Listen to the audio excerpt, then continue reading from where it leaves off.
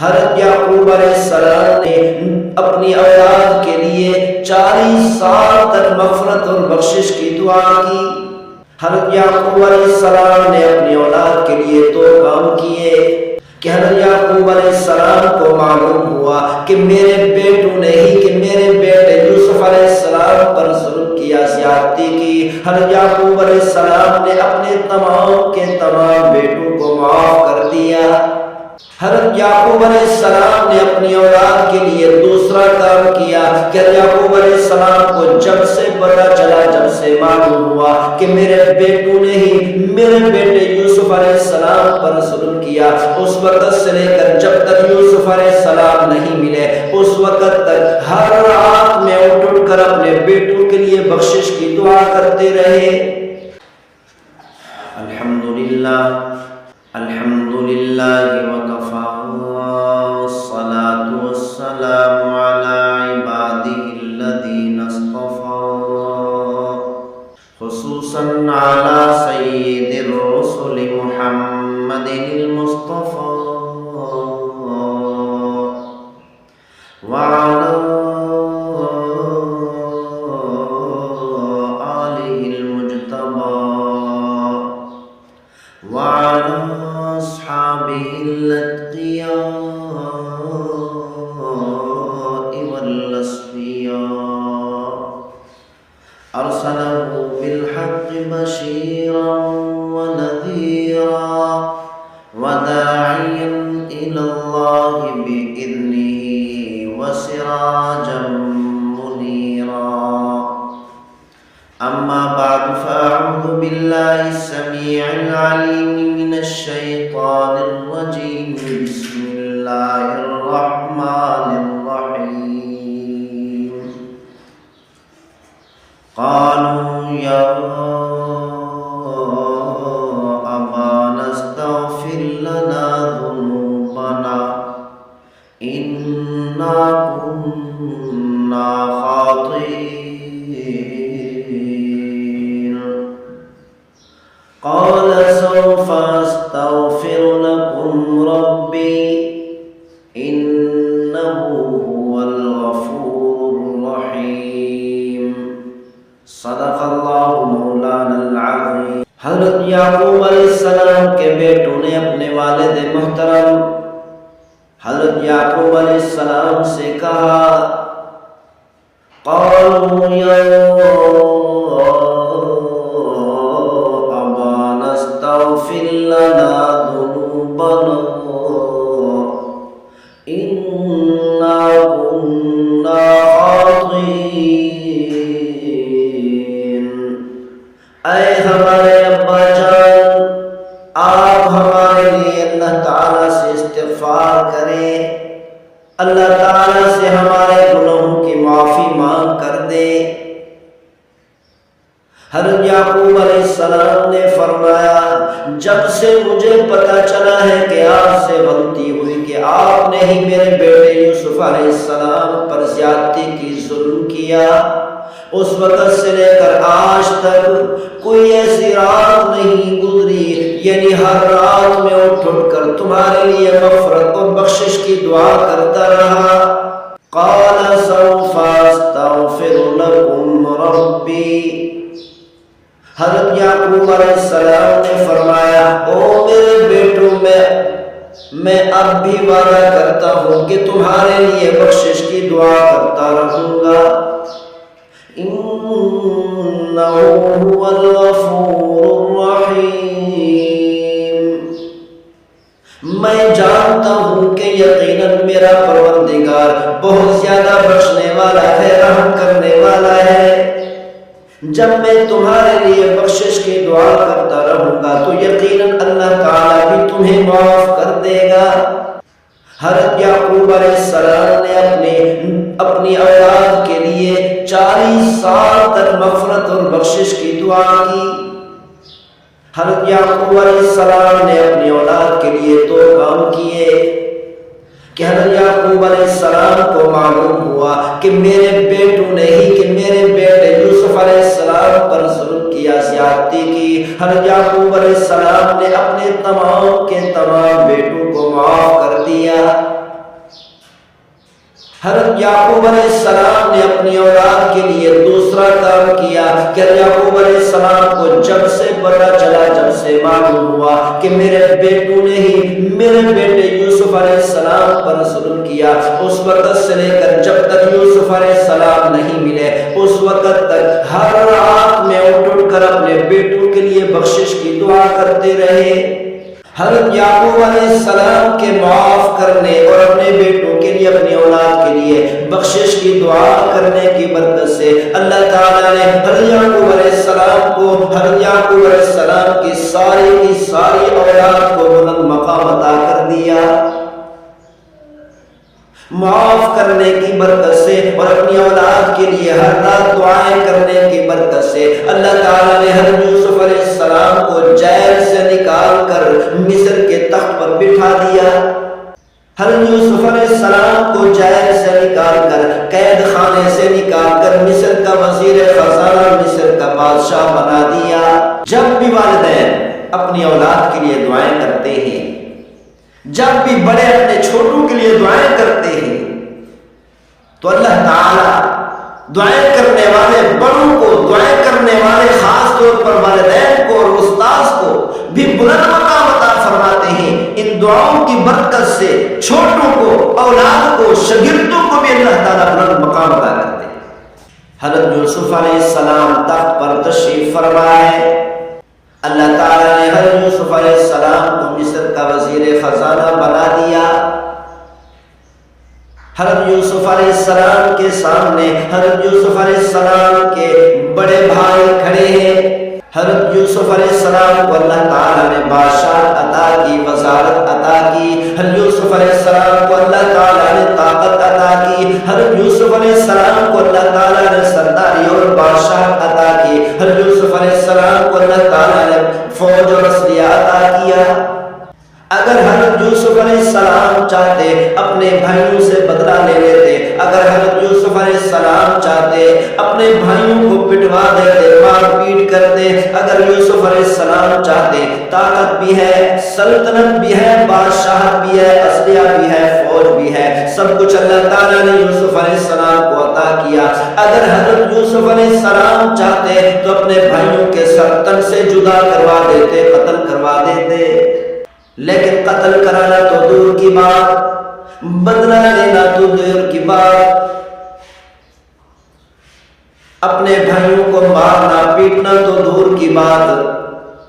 حضرت یوسف علیہ السلام نے فرمایا هل علمتم ما فعلتم بیوسف، جو تم نے تھوڑا بہت یوسف علیہ السلام سے زیادتی کی، کیا وہ زیادتی تمہیں معلوم ہے؟ بدلہ لینا تو دور کی بات، قتل کرنا تو دور کی بات، مار پیٹ کرنا تو دور کی بات۔ یوسف علیہ السلام نے اپنے بھائیوں کے لیے سخت الفاظ بھی استعمال نہیں کیے۔ بھائیوں نے کہا قالوا انت یوسف، بھائیوں نے اپنے بھائی یوسف کو پہچان لیا، پہچانتے ہوئے کہا کیا آپ ہی یوسف ہیں؟ قال انا یوسف وهذا اخي قد من الله علينا، جی ہاں میں یوسف ہوں اور یہ میرا بھائی بنیامین ہے۔ اللہ تعالیٰ نے ہم دونوں پر احسان فرمایا کہ مصر کا بادشاہ بنا دیا۔ اللہ تعالیٰ نے ہم دونوں پر احسان فرمایا کہ جیل سے نکال کر مصر کے تخت پر بٹھا دیا۔ إِنَّهُ مَن يَتَّقِ وَيَصْبِرْ فَإِنَّ اللَّهَ لَا يُضِيعُ أَجْرَ الْمُحْسِنِينَ۔ یوسف علیہ السلام نے فرمایا جو اللہ کا بندہ بھی تقوی اختیار کرتا ہے، اللہ سے ڈرتا رہتا ہے، کسی پر زیادتی نہیں کرتا، کسی پر ظلم نہیں کرتا، اور اس پر کوئی ظلم کرے، زیادتی کرے تو وہ صبر اختیار کرتا ہے۔ فَإِنَّ اللَّهَ لَا يُضِيعُ أَجْرَ الْمُحْسِنِينَ، اگر کوئی اس پر زیادتی کرتا ہے تو اس پر صبر کرتا ہے، یقیناً اللہ تعالیٰ تقوی اختیار کرنے والوں کے تقوی کی محنت کو، صبر کرنے والوں کے صبر کو ضائع نہیں فرماتے۔ جیسے ہی یوسف علیہ السلام نے بھانپ لیا کہ میرے بھائیوں پر ڈر سوار ہے، خوف سوار ہے، میرے بھائی کانپ رہے ہیں ڈر اور خوف کی وجہ سے، یوسف علیہ السلام نے فرمایا اے میرے بھائیوں، ڈرنے کی ضرورت نہیں، پریشان ہونے کی ضرورت نہیں، خوف زدہ ہونے کی ضرورت نہیں، لا تثریب علیکم اليوم، آج کے دن میں تم سے بدلہ نہیں لوں گا، آج کے دن میں تمہیں ماروں گا نہیں، پیٹوں گا نہیں، آج کے دن میں تمہیں قتل نہیں کروں گا، تم پر زیادتی نہیں کروں گا، تم سے بدلہ نہیں لوں گا، لا تثریب علیکم اليوم، جاؤ میں نے تمہاری تمام کی تمام زیادتیوں کو معاف کر دیا۔ یوسف علیہ السلام کے بھائی، زیادتی کرنے والے بھائی، یوسف علیہ السلام کو کھوٹے داموں بیچنے والے بھائی، کنویں کے اندر دھکیلنے والے بھائی یوسف علیہ السلام کے سامنے کھڑے ہیں۔ جیسے ہی انہوں نے دیکھا کہ یوسف ہے کہ اللہ تعالیٰ نے اس یوسف کو مصر کا بادشاہ بنا دیا، تو سرگوشی آپس میں کرنے لگے، آپس میں آہستہ سے ایک دوسرے سے کہنے لگے ہم تو اس کو مارنا چاہتے تھے، اس کو ختم کرنا چاہتے تھے، اس کو ہم قتل کرنا چاہتے تھے، دیکھو کہ اللہ تعالیٰ نے اس کا مقدر کیسا بنایا کہ اللہ تعالیٰ نے ان کو مصر کا بادشاہ بنا دیا۔ 40 سال ہو چکے ہیں، 40 سال پہلے بھائیوں نے یوسف علیہ السلام کو مارا تھا، پیٹا تھا اور کنویں کے اندر ڈالا۔ 40 سال پہلے پیدا ہونے والے بھائیوں کے دلوں میں دشمنی 40 سال کے بعد بھی ختم نہیں ہوئی، آج بھی اسی طرح دشمنی، اسی طرح عداوت، اسی طرح بغض اور کینہ بھائیوں کے دلوں کے اندر موجود ہے۔ چاہیے تو یہ تھا کہ بھائی آگے بڑھ کر دوڑ کر یوسف علیہ السلام سے معذرت کرتے، معافی مانگتے، معافی مانگنا تو دور کی بات، معذرت کرنا تو دور کی بات، سرگوشی کر رہے ہیں، ایسا آواز سے ایک دوسرے سے کہہ رہے ہیں کہ ہم تو قتل کرنا چاہتے تھے، یوسف کو ختم کرنا چاہتے تھے، یہ تو مصر کا بادشاہ بن گیا۔ لیکن ساتھ ساتھ ڈر بھی رہے ہیں، خوفزدہ بھی ہو رہے ہیں، کانپ رہے ہیں، جسم پر ٹانگوں پر کپ کپی تاری ہے۔ جیسے ہی یوسف علیہ السلام نے بھانپ لیا کہ میرے بھائیوں پر ڈر سوار ہے، خوف سوار ہے، میرے بھائی کانپ رہے ہیں ڈر اور خوف کی وجہ سے، یوسف علیہ السلام نے فرمایا اے میرے بھائیوں، ڈرنے کی ضرورت نہیں، پریشان ہونے کی ضرورت نہیں، خوف زدہ ہونے کی ضرورت نہیں، لا تثریب علیکم اليوم، آج کے دن میں تم سے بدلہ نہیں لوں گا، آج کے دن میں تمہیں ماروں گا نہیں، پیٹوں گا نہیں، آج کے دن میں تمہیں قتل نہیں کروں گا، تم پر زیادتی نہیں کروں گا، تم سے بدلہ نہیں لوں گا، لا تثریب علیکم اليوم، جاؤ میں نے تمہاری تمام کی تمام زیادتیوں کو معاف کر دیا۔ 40 سال گزرنے کے باوجود بھائیوں کے دلوں سے نفرت ختم نہیں ہوئی، عداوت اور دشمنی ختم نہیں ہوئی، بغض اور کینہ ختم نہیں ہوا، لیکن یوسف علیہ السلام نے جیسے ہی اپنے بھائیوں کو معاف کیا، معاف کرنے کی برکت سے 40 سالہ پرانی دشمنی، 40 سال کی پرانی عداوت، 40 سال کا پرانا بغض اور کینہ محبت میں تبدیل ہو گیا۔ سارے کے سارے بھائی یوسف علیہ السلام کے قدموں میں گر گئے، معافی مانگنے لگے، اے میرے بھائی، ہر ایک کہنے لگا اے میرے بھائی ہم سے بھول ہو گئی، ہم سے چوک ہو گئی۔ اسی لیے فرمایا کہ معاف کرنے میں اللہ نے وہ طاقت رکھی ہے جو بادشاہت میں بھی نہیں ہے، معاف کرنے میں اللہ تعالیٰ نے وہ طاقت رکھی ہے جو دولت میں نہیں، جو سونا چاندی ہیرے جواہرات میں نہیں، جو بادشاہت میں نہیں، جو فوج کے اندر نہیں، جو اسلحے کے اندر نہیں۔ اللہ تعالیٰ نے معاف کرنے کے اندر بادشاہت سے بھی زیادہ، دولت سے بھی زیادہ، مال سے بھی زیادہ، سونا چاندی ہیرے جواہرات سے بھی زیادہ، اللہ تعالیٰ نے بڑی بڑی سلطنت سے بھی زیادہ طاقت رکھی ہے، اللہ تعالیٰ نے بڑے بڑے عہدوں سے بھی زیادہ معاف کرنے میں طاقت رکھی ہے۔ پیغمبر صلی اللہ علیہ وسلم نے ارشاد فرمایا الصلاۃ معراج المؤمنین، نماز قوم کا معراج ہے۔ اور ارشاد فرمایا یسجد المؤمن علی قدمی اللہ،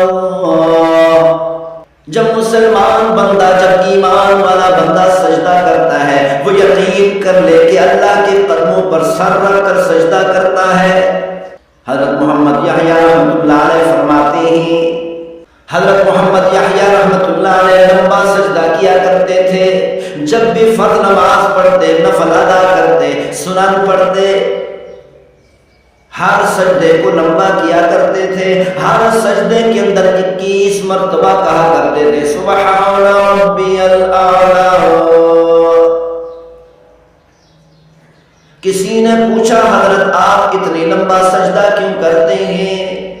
حضرت محمد یحییٰ رحمۃ اللہ علیہ نے فرمایا مجھے ایسے محسوس ہوتا ہے کہ میں نے اپنا سر اللہ کے قدموں پر رکھ دیا، سر اٹھانے کو بھی دل نہیں چاہتا۔ اسی لیے پیغمبر صلی اللہ علیہ وسلم نے ارشاد فرمایا اقرب ما یکون العبد من ربہ فی الصلاۃ، بندہ اللہ تعالیٰ کے سب سے زیادہ قریب نماز کے اندر ہوتا ہے، بندہ اپنے پروردگار کے سب سے زیادہ قریب نماز میں ہوتا ہے، سجدے میں ہوتا ہے۔ پیغمبر صلی اللہ علیہ وسلم نے ارشاد فرمایا جب مسلمان بندہ نماز کا آغاز کرتا ہے اللہ تعالیٰ اپنا رخ نماز پڑھنے والے کی طرف فرما دیتے ہیں، اپنی توجہ نماز پڑھنے والے پر مرکوز فرما دیتے ہیں۔ پیغمبر صلی اللہ علیہ وسلم نے ارشاد فرمایا جب تک یہ نماز پڑھنے والا بندہ اپنا رخ اللہ تعالیٰ سے نہ پھیرے اس وقت تک پروردگار اپنا رخ نہیں پھیرتے۔ جب تک نماز پڑھنے والا اپنی توجہ اللہ تعالیٰ سے نہیں ہٹاتا اس وقت تک اللہ تعالیٰ اپنی توجہ نماز پڑھنے والے سے نہیں ہٹاتے۔ اسی لیے ہر مسلمان کو چاہیے، ہر نماز پڑھنے والے کو چاہیے کہ پیغمبر صلی اللہ علیہ وسلم نے ارشاد فرمایا ان تعبد اللہ کأنک تراه، او میرے نماز پڑھنے والے امتی اللہ تعالیٰ کی عبادت اس طرح کیا کر گویا کہ تو اللہ کا دیدار کر رہا ہے۔ فَإِن لَّمْ تَكُن تَرَاهُ فَإِنَّهُ يَرَاكَ، اگر تم یہ تصور نہیں کر سکتا کہ میں پروردگار کا دیدار کر رہا ہوں، کم از کم اتنا تصور تو کر لیا کر کہ یقیناً پروردگار میرا محبوب مجھے دیکھ رہا ہے۔ اسی لیے اللہ تعالیٰ نے فرمایا او میرے بندے دنیا کے اندر تو ہر نماز میں دن کے اندر 5 مرتبہ تصور کیا کر، خیال کیا کر میں اپنے پروردگار کا دیدار کر رہا ہوں، قیامت والے دن میں اپنا حقیقی دیدار تجھے کرا دوں گا۔ پیغمبر صلی اللہ علیہ وسلم نے ارشاد فرمایا کم از کم درجہ یہ ہے کہ نماز پڑھنے والا تصور کرے، خیال کرے کہ میرا محبوب، میرا پروردگار مجھے دیکھ رہا ہے، کیونکہ جب محبت کرنے والا یہ سمجھتا ہے کہ میرا محبوب مجھے دیکھ رہا ہے تو اس کی حالت بھی بدل جاتی ہے، اس کی کیفیت بھی بدل جاتی ہے۔ ایک مجرم کو، ڈاکو کو کوڑے مارے جا رہے ہیں، 10-20 کوڑے مارے گئے، لیکن اس ڈاکو نے سی تک بھی نہیں کی، اف تک بھی نہیں کیا۔ کسی نے پوچھا اللہ کے بندے تجھے 20 کوڑے مارے گئے، تو نے سی تک بھی نہیں کیا، تو نے اف تک بھی نہیں کیا، اس کی وجہ کیا ہے؟ اس ڈاکو نے کہا کہ مجھے کسی نے بتایا کہ میرا محبوب مجھے دیکھ رہا ہے، اسی لیے میں نے سی تک بھی نہیں کیا، مجھے کوڑے مارے گئے، تکلیف ہوئی، لیکن میں نے سی تک بھی نہیں کیا، اف تک بھی نہیں کیا، تاکہ میرا محبوب یہ نہ سمجھے مجھے سزا دی جا رہی ہے۔ اس سے معلوم یہ ہوا جب انسان کو محبت کرنے والے کو پتہ چلتا ہے، معلوم ہوتا ہے کہ میرا محبوب مجھے دیکھ رہا ہے تو اس کی کیفیت ہی بدل جاتی ہے۔ پیغمبر صلی اللہ علیہ وسلم نے ارشاد فرمایا جب مسلمان بندہ نماز پڑھنا شروع کر دیتا ہے، نماز پڑھنے والے کے لیے اللہ تعالیٰ جنت کے سارے دروازے کھول دیتے ہیں۔ جب مسلمان بندہ نماز پڑھنا شروع کر دیتا ہے تو اللہ تعالیٰ فرماتے ہیں فرشتوں سے کہ میرے سامنے سے میرے نماز پڑھنے والے بندے کے درمیان سے سارے کے سارے پردے ہٹا دو.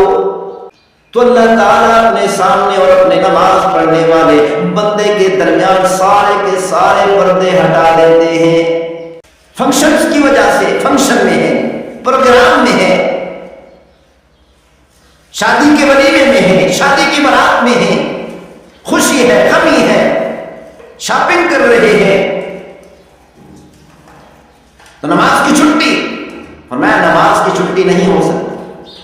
نماز کسی صورت میں معاف نہیں. ہر سفر کی وجہ سے اللہ تعالیٰ نے اگر معاف کرنی ہوتی تو یہ فرماتے کوئی بات نہیں، نماز قضا کر لو، بعد میں قضا کر لینا.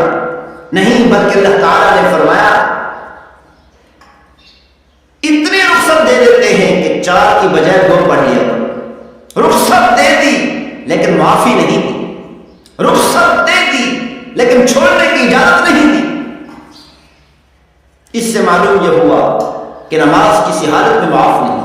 اگر نماز معاف ہوتی کسی مجبوری کی بنا پر، اگر معاف ہوتی نماز فنکشن کی وجہ سے، سفر کی وجہ سے، اگر کسی حال میں نماز معاف ہوتی تو سب سے زیادہ جنگ کے میدان میں معاف ہوتی کہ سامنے دشمن اسلحہ لے کر کھڑے کہ کسی وقت بھی جان لے سکتے ہیں، قتل کر سکتے ہیں. دشمن اسلحہ لے کر کھڑے ہیں لیکن پھر بھی اللہ تعالیٰ نے فرمایا نہیں نہیں، نہ نماز کو چھوڑنا ہے اور نہ ہی جماعت کو چھوڑنا ہے. پیغمبر صلی اللہ علیہ وسلم نے ارشاد فرمایا الملائکۃ یصلون علی احدکم ما دام فی مجلسہ الذی صلی فیہ.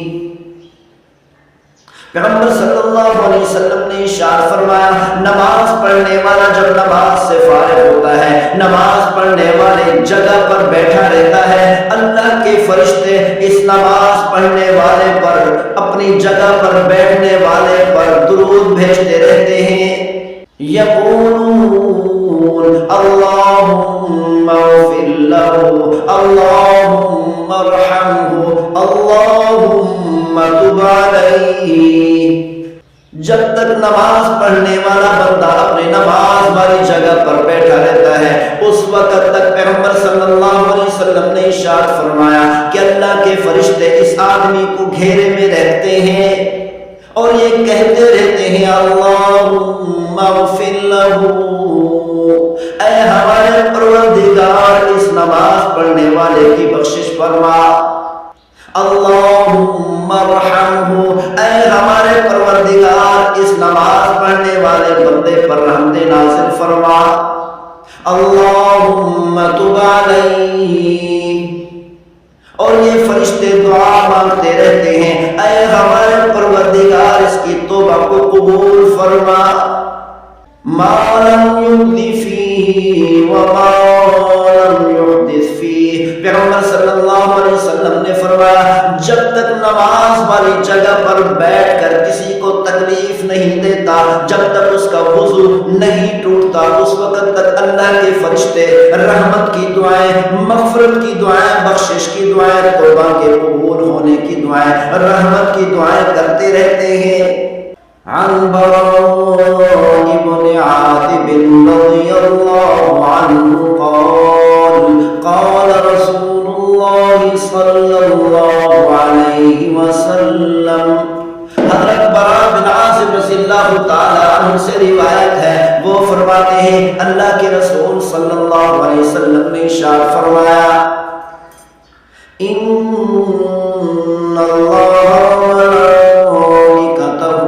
یصلون علی الصفوف الاول، کہ اللہ تعالیٰ اور اللہ تعالیٰ کے تمام فرشتے پہلی صفوں میں کھڑے ہو کر نماز پڑھنے والوں پر درود بھیجتے ہیں. یعنی پہلی صفوں میں نماز پڑھنے والوں پر اللہ تعالیٰ خصوصی رحمتیں نازل فرماتے ہیں اور اللہ کے فرشتے پہلی صفوں میں کھڑے ہو کر نماز پڑھنے والوں کے لیے خصوصی رحمت کی دعائیں کرتے ہیں. اسی لیے فرمایا نماز کسی حال میں معاف نہیں. کوئی یہ نہ کہے میں سفر میں جا رہا ہوں اسی لیے نماز کی معافی ہو گئی۔ کتنی دیندار کہلانے والے، اپنے آپ کو پکے نمازی کہلوانے والے جب سفر میں جاتے ہیں سفر کی وجہ سے بہانے بنا کر نماز چھوڑ دیتے ہیں، نماز قضا کر دیتے ہیں۔ گاڑی میں بیٹھے بہانہ بنا لیا کہ گاڑی نہیں رکتی، کیسے نماز پڑھیں؟ ٹرین میں جا رہے ہیں کیسے نماز پڑھیں؟ ٹرین میں کھلی جگہ ہوتی ہے، کھڑے ہو کر آدمی نماز آسانی سے پڑھ سکتا ہے، اور اسی طرح جہاز میں بھی جگہ ہوتی ہے، کھڑے ہو کر آدمی آسانی سے نماز پڑھ سکتا ہے، لیکن بہانے بناتے ہیں، سفر میں ہیں، ٹرین میں ہیں، ہوائی جہاز میں ہیں، کیسے ہم نماز پڑھیں؟ اس طرح کے بہانے نہیں چلیں گے۔ اللہ تعالیٰ نے جب حکم فرما دیا حافظوا علی الصلوات والصلاة الوسطى وقوموا للہ قانتین کہ تمام نمازوں کی حفاظت کرو، تمام نمازیں پابندی سے ادا کیا کرو، خاص طور پر عصر کی نماز پابندی سے ادا کیا۔ اگر سفر کی وجہ سے، فنکشنز کی وجہ سے، فنکشن میں ہے، پروگرام میں ہے، شادی کے ولیمے میں ہے، شادی کی بارات میں ہے، خوشی ہے، غمی ہے، شاپنگ کر رہے ہیں،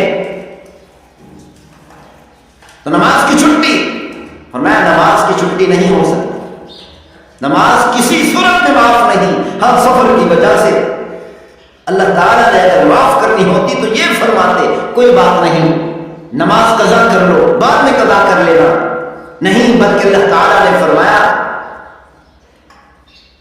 اتنے رخصت دے دیتے ہیں کہ 4 کی بجائے 2 پڑھ لیا۔ رخصت دے دی لیکن معافی نہیں دی، رخصت دے دی لیکن چھوڑنے کی اجازت نہیں دی۔ اس سے معلوم یہ ہوا کہ نماز کسی حالت میں معاف نہیں۔ اگر نماز معاف ہوتی کسی مجبوری کی بنا پر، اگر معاف ہوتی نماز فنکشن کی وجہ سے، سفر کی وجہ سے، اگر کسی حال میں نماز معاف ہوتی تو سب سے زیادہ جنگ کے میدان میں معاف ہوتی کہ سامنے دشمن اسلحہ لے کر کھڑے کہ کسی وقت بھی جان لے سکتے ہیں، قتل کر سکتے ہیں، دشمن اسلحہ لے کر کھڑے ہیں، لیکن پھر بھی اللہ تعالیٰ نے فرمایا نہیں نہیں، نہ نماز کو چھوڑنا ہے اور نہ ہی جماعت کو چھوڑنا ہے۔ نماز بھی نہیں چھوڑنی، جماعت بھی نہیں چھوڑنی، نماز بھی پڑھنی ہے اور نماز بھی جماعت سے پڑھنی ہے۔ فوج کے 2 حصوں میں تقسیم کر لو، ایک حصہ دشمن کے سامنے کھڑا ہو جائے، دوسرا حصہ نماز پڑھ لے امام کے پیچھے، دوسرا حصہ جماعت سے نماز پڑھے۔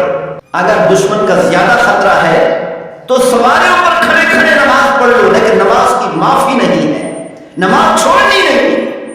اگر چھوڑنے کی اجازت ہوتی تو میدان جنگ میں دشمن کے سامنے کھڑے ہو کر چھوڑنے کی اجازت ہوتی، وہاں پر بھی نماز چھوڑنے کی اجازت نہیں، تو کسی حال میں نماز چھوڑنے کی اجازت نہیں۔ حضرت حسین رضی اللہ تعالیٰ عنہ نے نماز کا وقت ہوا کہ جب جا کر کہو شمر سے ہمیں نماز پڑھنے کی اجازت دے، نماز پڑھنے دے، ہمیں نماز پڑھنے کی اجازت دے۔ شمر نے کہا میں نماز پڑھنے کی اجازت نہیں دے سکتا۔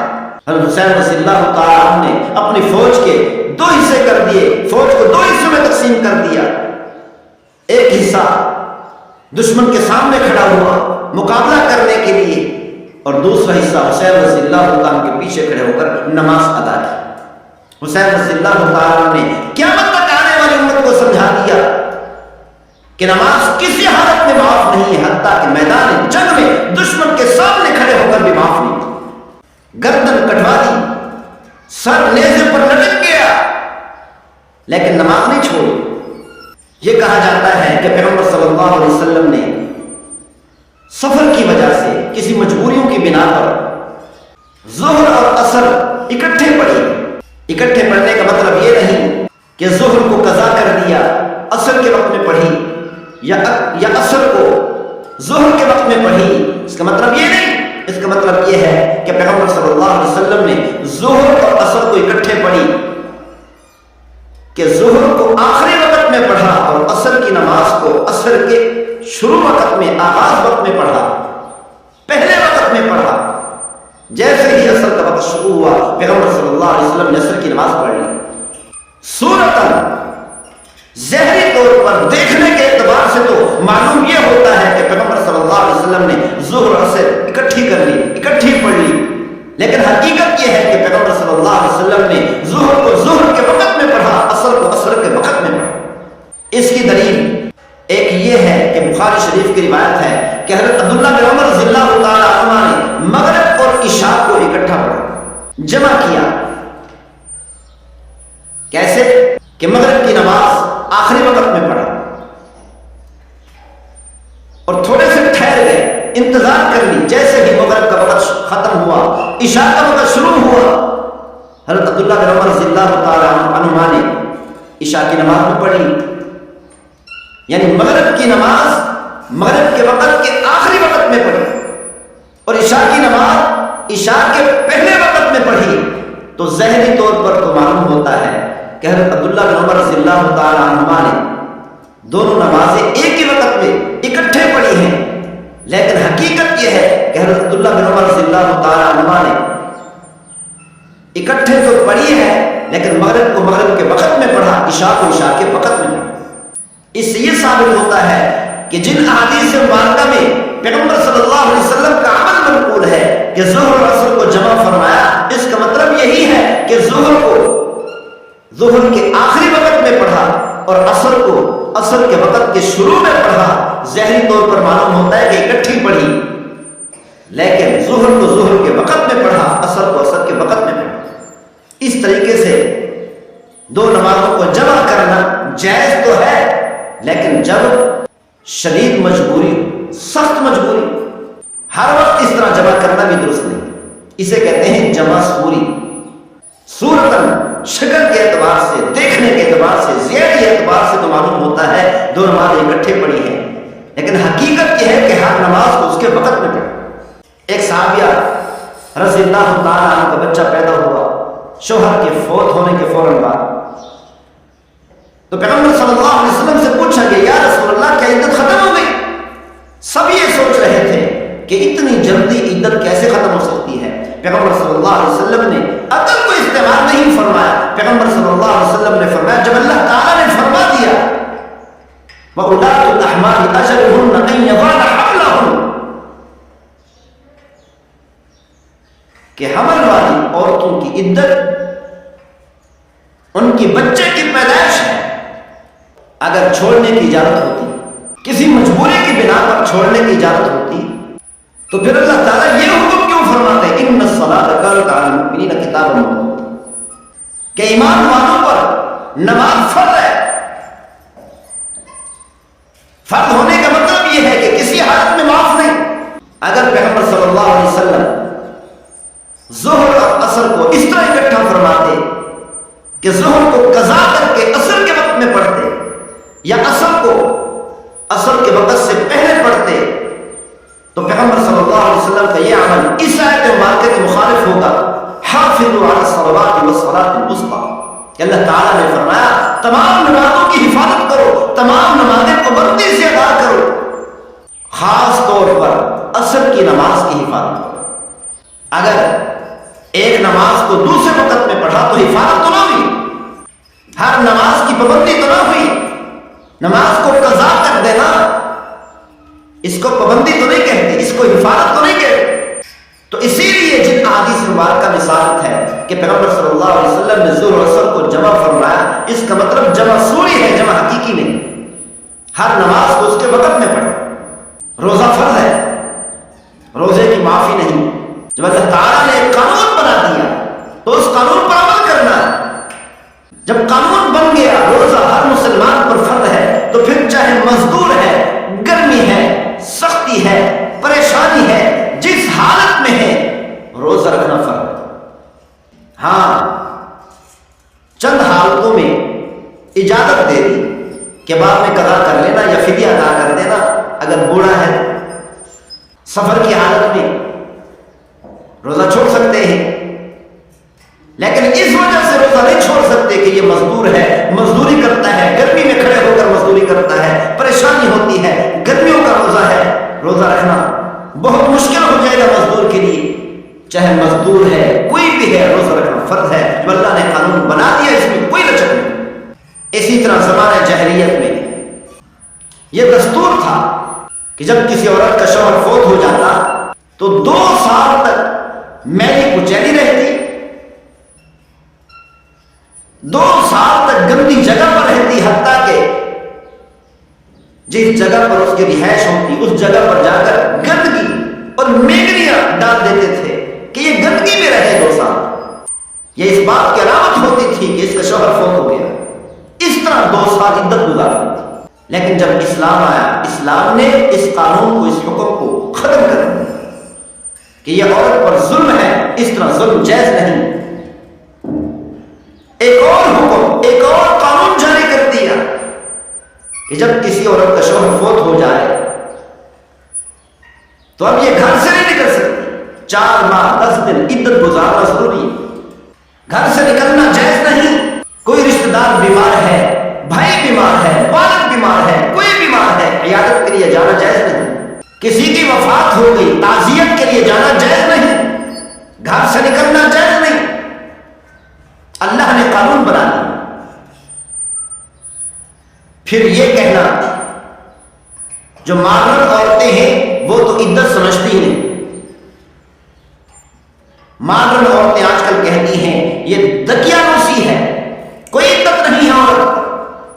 لیکن جو عورتیں دیندار ہیں وہ بھی بہانے بناتی ہیں، بہانے بنا کر گھر سے نکلنے کی کوشش کرتی ہیں۔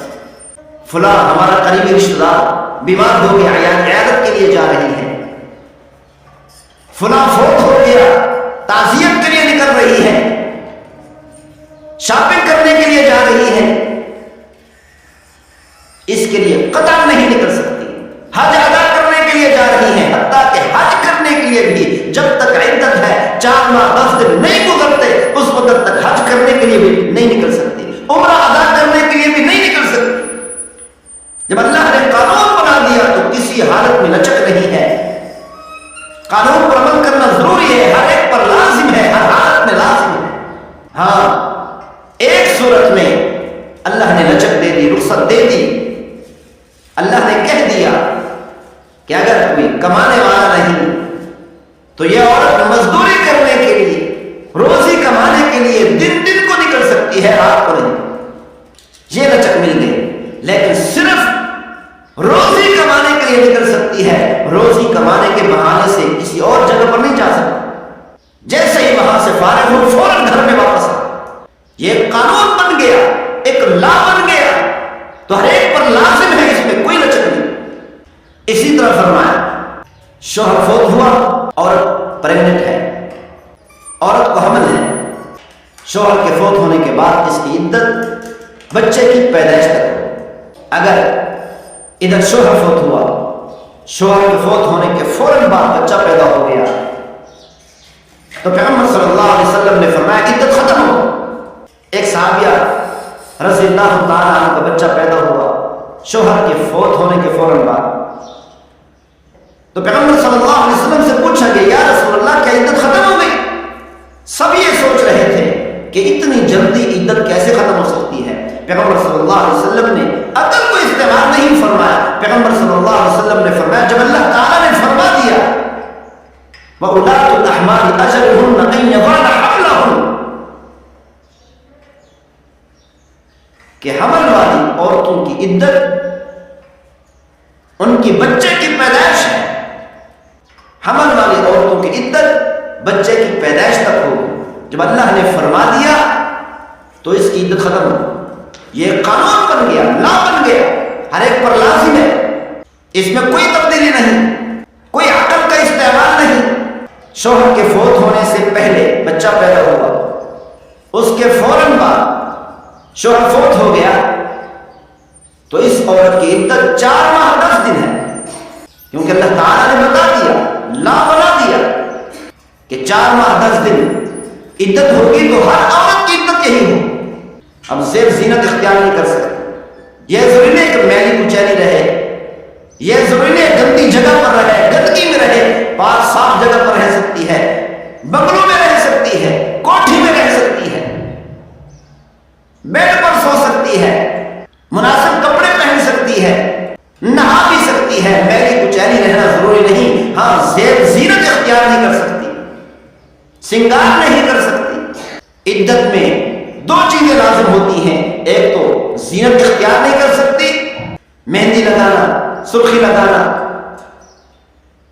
کریم لگانا، زینت اختیار نہیں کر سکتی، اور دوسرا گھر سے باہر نہیں نکل سکتی۔ 4 ماہ 10 دن سے 1 گھنٹہ بھی باقی ہے تب بھی گھر سے نہیں نکل سکتی، زیب زینت اختیار نہیں کر سکتی۔ قانون ہے، اس میں کوئی لچک نہیں، ہر ایک پر لازم ہے، ہر حال میں لازم ہے۔ اللہ تعالیٰ ہم سب کو عمل کرنے کی توفیق نصیب فرمائے۔ وما توفیقی الا باللہ۔